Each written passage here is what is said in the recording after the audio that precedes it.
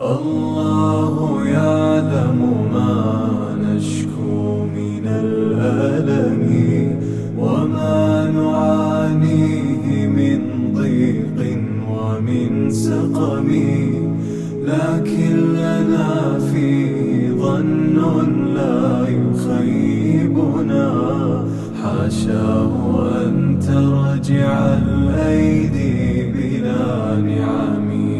كم جاد من فضله قبل السؤال، وكم أعطى وأغنى بمحض الجود والكرم.